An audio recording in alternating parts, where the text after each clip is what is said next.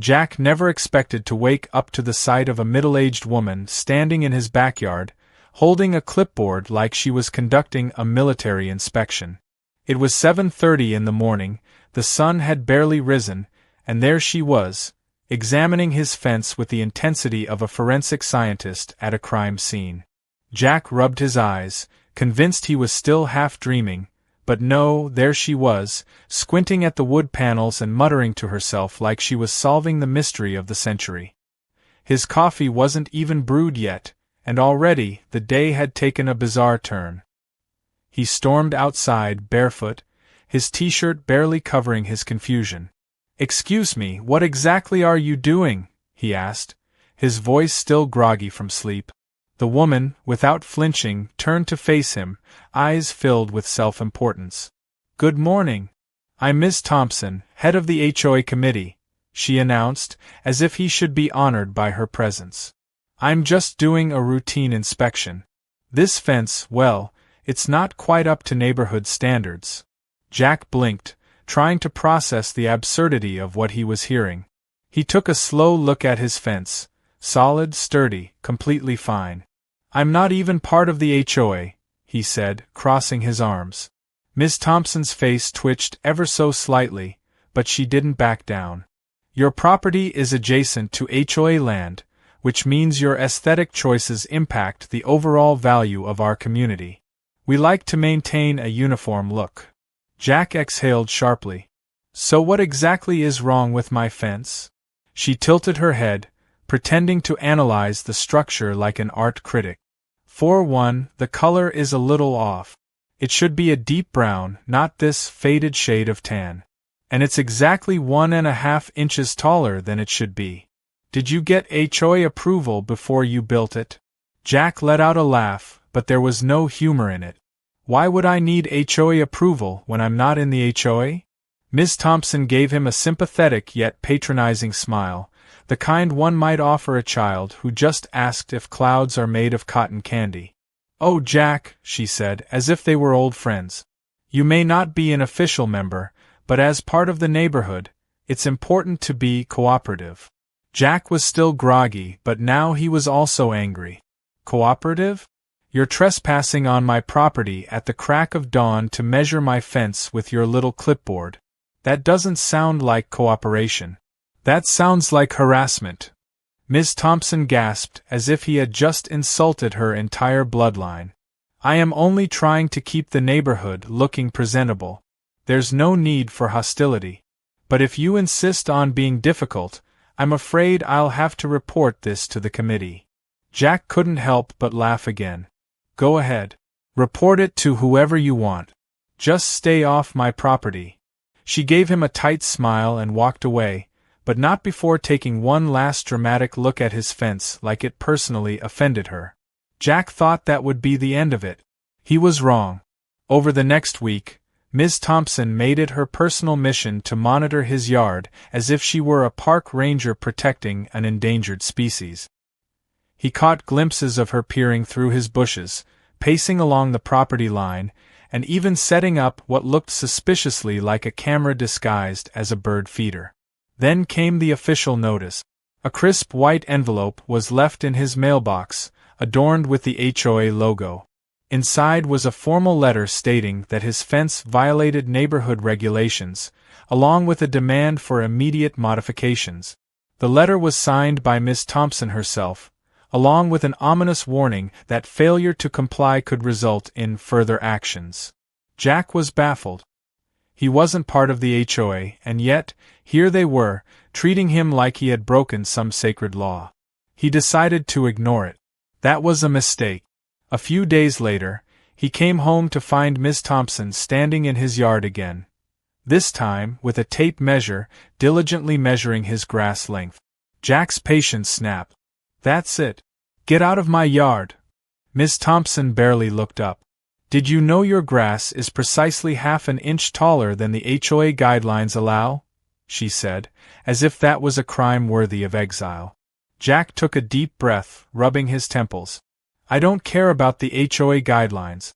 I am not in the HOA." She pursed her lips. "That's unfortunate, Jack.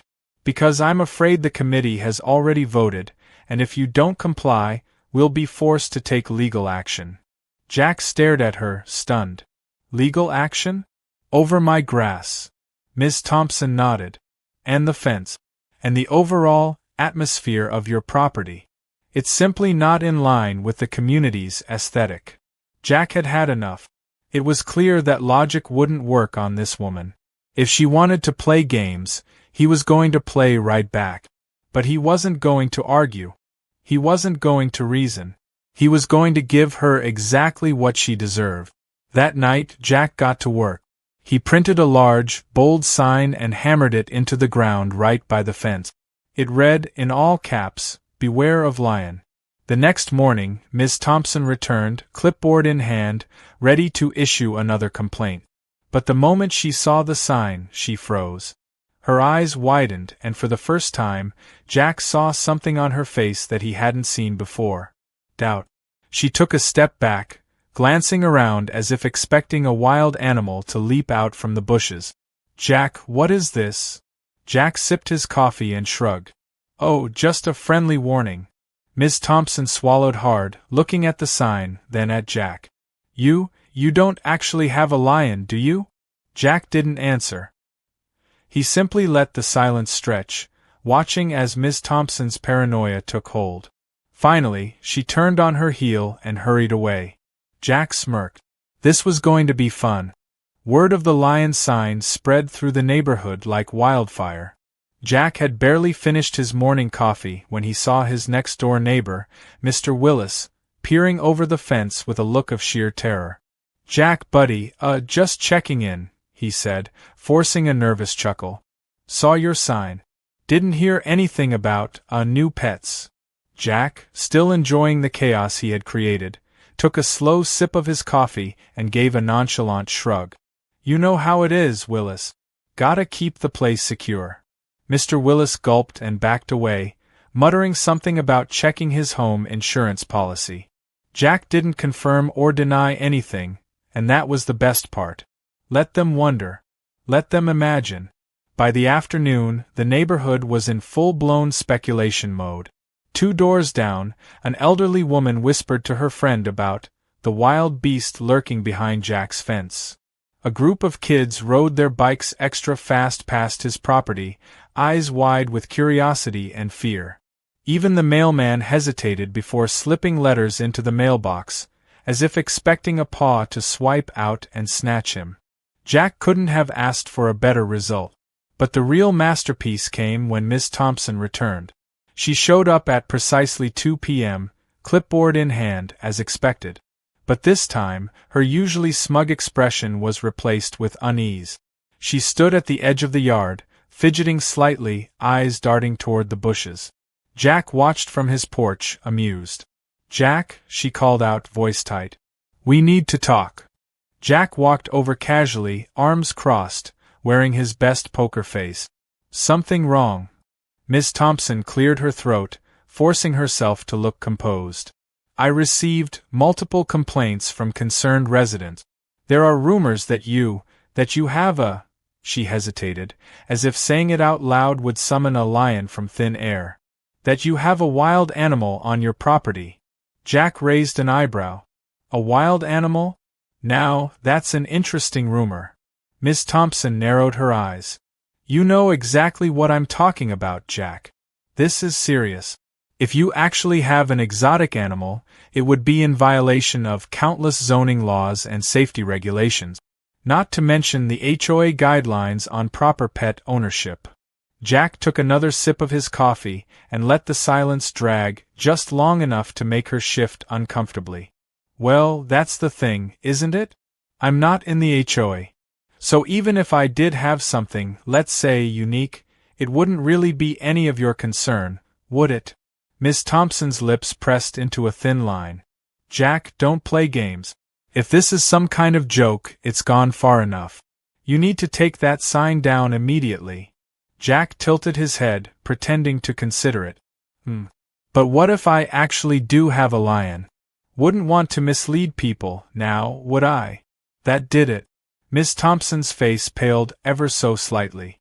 For the first time since their ridiculous feud began, she didn't have a quick-witted response. Instead, she took a small step back, glancing at the bushes as if expecting a pair of glowing eyes to emerge. Jack held back a grin. "Of course, you're welcome to come in and take a look for yourself," he added. Miss Thompson's jaw tightened. She hesitated. Then, in the most uncharacteristic move Jack had ever seen, she stepped backward again.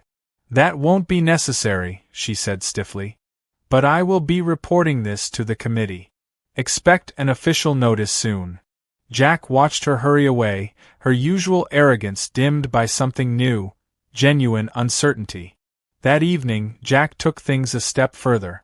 He installed a small Bluetooth speaker near the fence, tucked neatly behind the bushes. With a little effort, he found an app that played realistic animal sounds, including deep, guttural growls. It was a small touch, but an effective one. The next morning, Miss Thompson returned with backup. This time, she had 3 other HOA members in tow, 2 men in polo shirts and a woman clutching a folder like it was a sacred text. They stood by the fence, whispering among themselves before Miss Thompson stepped forward. "Jack," she called, her voice trying to sound authoritative but cracking slightly.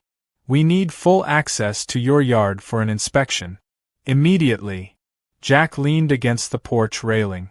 "Now, why would I allow that?" One of the men, who Jack recognized as Mr. Langley, puffed out his chest. "We have reason to believe you are harboring a dangerous animal." Jack gave a slow, amused nod. "So, let me get this straight. You, a group of HOA board members, think I have a lion, and your grand plan is to walk into my yard unarmed and demand to see it? That's your strategy." The woman with the folder looked suddenly unsure. She shifted slightly, glancing at Miss Thompson. "Well, when you put it like that." Miss Thompson shot her a glare before turning back to Jack. "Enough of this nonsense. Either you allow us access or we escalate this matter legally." Jack sighed dramatically. "Fine. Go ahead. But don't say I didn't warn you." He pulled out his phone and, with a tap, activated the speaker. A deep, reverberating growl filled the air, low and menacing, like something massive was lurking just beyond the fence. The reaction was immediate. The woman with the folder let out a tiny shriek and took a full step back. One of the men muttered a curse under his breath. Even Miss Thompson, despite her bravado, visibly tensed. Then, Jack cranked the volume higher. A second, longer growl rumbled through the yard. Mr. Langley turned on his heel and walked away without another word. The woman followed. The second man hesitated for half a second before rushing after them. Miss Thompson, however, stayed. She looked furious, but for the first time, there was something else mixed into her expression. Was it fear? "You are going to regret this," she hissed. "You think this is funny? You think this is a game?" Jack shrugged. "A little." She clenched her fists and stormed off. Jack grinned. That night, he sat on his porch, watching as neighborhood lights flickered on one by one. People were talking. The rumor mill was churning at full speed. He overheard hushed conversations, words like dangerous, illegal, and lion being thrown around. Someone even suggested calling animal control. Perfect. Jack leaned back in his chair, taking a long sip of his drink. Miss Thompson wanted a battle. He was more than happy to give her one. By the next morning, Jack knew he had won the first round. The neighborhood was buzzing with paranoia. People were too afraid to even walk their dogs near his yard. One guy even started jogging on the opposite side of the street, glancing nervously toward Jack's property like a hungry lion might leap over the fence at any second. It was the best entertainment Jack had had in years. But he also knew Miss Thompson wouldn't give up that easily. She wasn't the kind of person who let things slide. Sure enough, before noon, a white van rolled up to his house, and out stepped 2 uniformed officers from Animal Control. Jack sat back in his chair, sipping his coffee, watching as they approached with a mix of determination and discomfort. One of them, a tall, lanky guy with a notepad, cleared his throat. Sir, we've received a report about an exotic animal being housed on your property. Specifically, a lion. Jack took another slow sip of his coffee, letting the silence stretch. A lion, huh? He finally said. That's a serious accusation. The second officer, a woman with short blonde hair, gave him a skeptical look. Do you have an exotic animal in your backyard, sir? Jack sighed, standing up. Well, I'd hate for you to waste your time. You're welcome to take a look. The officers exchanged glances, clearly expecting some kind of elaborate cover-up. Jack led them to the backyard, stepping aside so they could get a full view.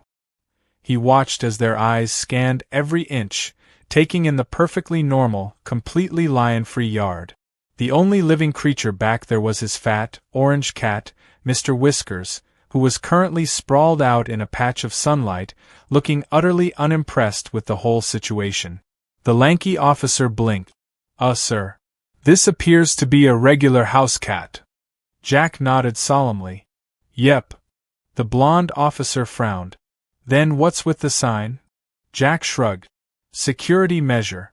You'd be surprised how effective it's been. The two officers exchanged another glance. They clearly knew they had been sent on a wild goose chase, but they also couldn't exactly arrest him for putting up a fake sign. The blonde officer sighed and pulled out a form. All right, sir. Since there's no actual exotic animal here, there's no violation. But we do need to document that this was a false report. Jack grinned. Oh, I'd love that. I bet I can even tell you who made the report. The officers, now visibly annoyed, didn't argue. They handed him a copy of the report and left, shaking their heads. Jack watched them drive off before turning toward Miss Thompson's house across the street. Sure enough, she was standing at her window, peering through the blinds, her expression a mix of frustration and disbelief. Jack held up the paper and waved. Later that afternoon, Jack decided to do some research. If Ms. Thompson wanted to drag him into HOA nonsense, he figured it was only fair that he dug into her history as well. A few clicks on the county website led him to some interesting discoveries. It turned out the HOA had been collecting fines from non-HOA residents under the pretense of neighborhood compliance. The same bogus charges Ms. Thompson had tried to slap on him had been used on others before. Some people had even paid them, assuming they were legitimate. Jack didn't just sit on this information. He printed out copies, attached them to a strongly worded letter, and sent them directly to the county office, the local news, and every single homeowner who had ever received one of those fake fines. He also may have slipped an extra copy under Miss Thompson's door, just for good measure. It didn't take long for the fallout to begin. By the next week, an official investigation was launched into the HOA's finances. A few of the committee members started jumping ship, claiming they had no idea Miss Thompson had been misusing funds. The neighborhood was in an uproar. People who had previously been terrified of the HOA were suddenly demanding answers. Miss Thompson, of course, tried to do damage control. She called for an emergency HOA meeting, insisting it was all a misunderstanding. But when she showed up, she was met with a mob of angry residents who had finally had enough. Someone even had a printout of Jack's fake fine, waving it in the air as they shouted about fraud. Jack, of course, attended the meeting with a big bucket of popcorn. As things spiraled out of control, Miss Thompson tried one last desperate move.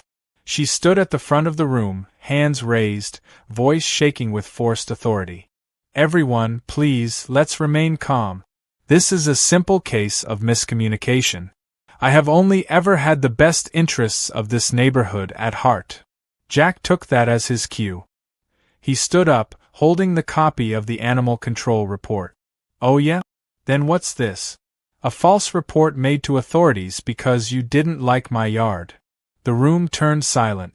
All eyes shifted to Miss Thompson, who suddenly looked a lot less sure of herself. Someone in the crowd muttered, "She wasted city resources?" Another person said, "Wait, she did what?" Jack smirked. "You know, I hear filing false complaints is actually a serious offense. Maybe I should report that too." Miss Thompson stammered for a response, but she had nothing. The walls were closing in, and she knew it. By the end of the meeting, it was official. Miss Thompson was being removed from her position. The HOA was collapsing under the weight of its own corruption. Refunds were being issued to those who had been scammed, and the neighborhood suddenly found itself free from the iron grip of its former dictator. Jack celebrated in the only way that felt right. The next morning, he put up a new sign in his yard. This one read, in big bold letters, "Beware of karma." Miss Thompson moved out within the month. The house sat empty for a long time, as if the neighborhood itself was trying to recover from her reign. Jack, on the other hand, finally got to enjoy his home in peace. No more bogus fines. No more unwanted inspections. No more nonsense. And best of all, his lion sign still stood proudly by the fence. Because, in the end, it had done exactly what it was supposed to do.